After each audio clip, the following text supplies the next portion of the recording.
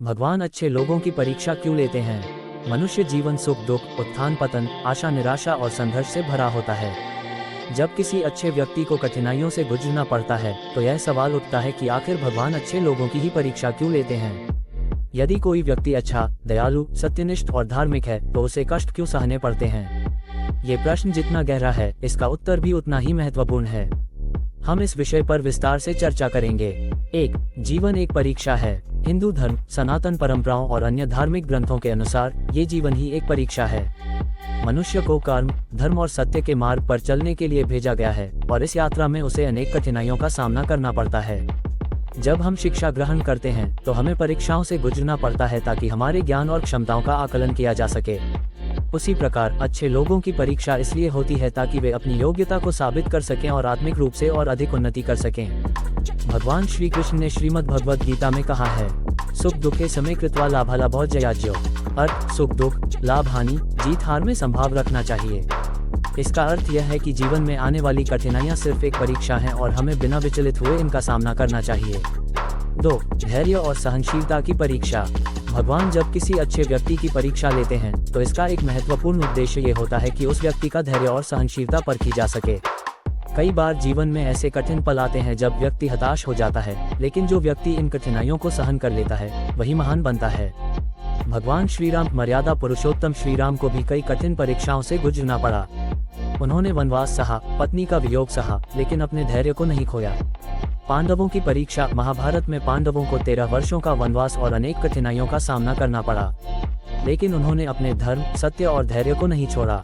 सीता माता की अग्नि परीक्षा। जब माता सीता का हरण हुआ और उन्हें अनेक कष्ट सहने पड़े, तब भी उन्होंने अपनी पवित्रता और धैर्य बनाए रखा।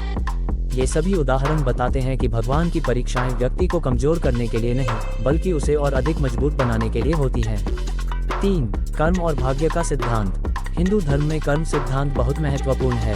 ये कहा जाता है कि व्यक्ति को अपने कर्मों के अनुसार ही फल मिलता है। कई बार ऐसा होता है कि हमें अपने पिछले जन्मों के या वर्तमान जीवन के कुछ कर्मों का परिणाम कठिनाइयों के रूप में भुगतना पड़ता है, लेकिन भगवान अच्छे लोगों को इन परीक्षाओं से गुजारकर उनके भविष्य को उज्जवल बनाते हैं। भगवद गीता में श्री कृष्ण कहते हैं, कर्मण्येवाधिकारस्ते मा फलेषु कदाचन। अर्थ, कर्म करते जाओ, फल की चिंता मत करो। अच्छे लोगों की परीक्षा इसलिए भी ली जाती है ताकि वे अपने कर्मों पर और अधिक ध्यान दें और उनकी आत्मा अधिक शुद्ध हो सके।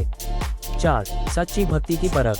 भगवान की परीक्षा कभी कभी ये देखने के लिए भी होती है कि व्यक्ति की भक्ति कितनी सच्ची है। जब जीवन में सब कुछ अच्छा चल रहा होता है तो भक्ति करना आसान होता है, लेकिन जब कठिनाइयां आती हैं तब सच्चे भक्त की पहचान होती है। उदाहरण, प्रहलाद की परीक्षा। भक्त प्रहलाद ने अपने पिता हिरण्यकश्यप के अत्याचारों के बावजूद भगवान विष्णु में अपनी अटूट श्रद्धा बनाए रखी। अंततः भगवान ने प्रहलाद की रक्षा की और हिरण्यकश्यप का अंत किया।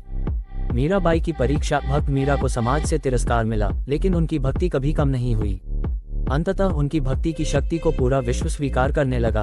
भगवान भक्तों की परीक्षा इसलिए लेते हैं ताकि यह सिद्ध हो सके कि उनकी भक्ति सिर्फ सुख के लिए नहीं, बल्कि सच्चे प्रेम और समर्पण से प्रेरित है। 5. महान कार्यों के लिए तैयार करना। भगवान जब किसी व्यक्ति की परीक्षा लेते हैं तो इसका एक कारण ये भी होता है कि वे उसे बड़े कार्यों के लिए तैयार कर रहे होते हैं। इतिहास में जितने भी महान लोग हुए हैं, उन्होंने कठिन परीक्षाओं का सामना किया है और उसके बाद ही वे अपने महान लक्ष्य तक पहुंच सके। उदाहरण, स्वामी विवेकानंद। वे गरीबी, संघर्ष और कठिनाइयों से गुजरे, लेकिन अंततः वे भारत के सबसे बड़े आध्यात्मिक गुरु बने। महात्मा गांधी। उन्हें कई बार जेल में डाला गया, लेकिन वे अहिंसा और सत्य के मार्ग से नहीं हटे और भारत को स्वतंत्रता दिलाने में सफल हुए। भगवान अच्छे लोगों की परीक्षा इसलिए लेते हैं ताकि वे समाज के लिए प्रेरणा बन सकें और उनका योगदान अधिक व्यापक हो सके। 6. पुण्य और पाप का संतुलन। अच्छे लोगों की परीक्षा इसलिए भी होती है क्योंकि यह संसार संतुलन पर आधारित है।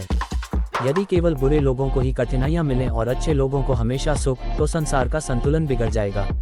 धर्मशास्त्रों में कहा गया है कि कठिनाइयां अच्छे लोगों को और अधिक मजबूत बनाती हैं और वे समाज के लिए एक आदर्श प्रस्तुत करते हैं। उनकी परीक्षा उनके पुण्यों को और अधिक बढ़ाती है और उन्हें आत्मिक शुद्धता की ओर ले जाती है। 7. परीक्षा का परिणाम हमेशा श्रेष्ठ होता है। जब अच्छे लोग कठिन परीक्षाओं से गुजरते हैं तो अंततः वे और अधिक सफल, संतुष्ट और महान बनते हैं। भगवान श्री राम वनवास के बाद अयोध्या लौटे और रामराज्य की स्थापना की। पांडवों ने कठिनाइयों के बाद महाभारत युद्ध जीता और धर्म की स्थापना की। मीरा, कबीर, सूरदास जैसे संतों ने कठिनाइयों को सहकर भक्ति के सबसे उच्च स्तर को प्राप्त किया। इसलिए भगवान की परीक्षाओं को नकारात्मक रूप में नहीं देखना चाहिए, बल्कि इसे आत्मविकास और आध्यात्मिक उत्थान का अवसर समझना चाहिए। निष्कर्ष: भगवान अच्छे लोगों की परीक्षा इसलिए लेते हैं ताकि 1. उनका धैर्य और सहनशीलता परखी जा सके। 2. कर्म और भाग्य का संतुलन बना रहे। 3. सच्ची भक्ति की पहचान हो सके। 4. महान कार्यों के लिए उन्हें तैयार किया जा सके। 5. पुण्य और पाप का संतुलन बना रहे। 6. अंततः उन्हें और अधिक महान और सफल बनाया जा सके। इसलिए जब भी जीवन में कठिनाई आए तो इसे भगवान की परीक्षा समझें और धैर्यपूर्वक सत्य के मार्ग पर चलते हुए अपने लक्ष्य की ओर बढ़ते रहें। अंततः सफलता और शांति उन्हीं को मिलती है जो भगवान की परीक्षाओं में खरे उतरते हैं। प्रिय दर्शकों, नमस्कार। हम आपके लिए ऐसे ही ज्ञानवर्धक और रोचक वीडियो लाते रहते हैं ताकि आपको सही और उपयोगी जानकारी मिल सके। अगर आपको हमारा यह वीडियो पसंद आया हो तो कृपया इसे लाइक, कमेंट और शेयर करना न भूलें ताकि यह महत्वपूर्ण जानकारी ज़्यादा से ज़्यादा लोगों तक पहुंच सके। हमारा उद्देश्य है कि हम आपको धार्मिक, ऐतिहासिक, वैज्ञानिक और सामाजिक विषयों पर प्रामाणिक और उपयोगी जानकारी प्रदान करें। इसी तरह हम आगे भी नए और रोचक विषयों पर वीडियो बनाते रहेंगे।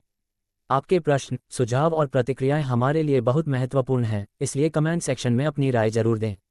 अगर आप हमारी इस जानकारीपूर्ण यात्रा का हिस्सा बनना चाहते हैं तो हमारे चैनल को सब्सक्राइब करें और बेल आइकन दबाएं ताकि आपको हमारे आने वाले हर नए वीडियो की सूचना सबसे पहले मिले। आपका समर्थन और प्यार हमें प्रेरित करता है कि हम और भी बेहतर और ज्ञानवर्धक वीडियो आपके लिए लाते रहें। आपका बहुमूल्य समय देने के लिए धन्यवाद। हम फिर मिलेंगे एक नए और रोचक विषय के साथ। तब तक के लिए धन्यवाद। जय हिंद, जय भारत, वंदे मातरम।